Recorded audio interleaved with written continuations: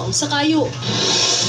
Halapag yung grass fire hulbo sa bukirang parte sa duha ka barangay sa Laray na Siquijor sa barangay Helen o Buntod.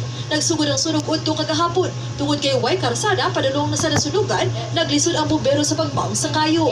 Nining mga orasa kaya doon pay asong nga nabantayan, nagpadayon ang pagbantay sa Laray na Fire Station.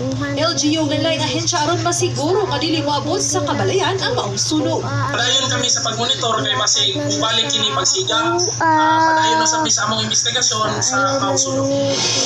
Usa ka May buka na lagi basta ayaw na lang ni Hilati. Basta ako alam ni alahala bahala na kanira. Basta ako ni ipost sa Facebook bahala ka din. Basta ako yung Hilati ang binana muha. Basta ayaw kong Hilati.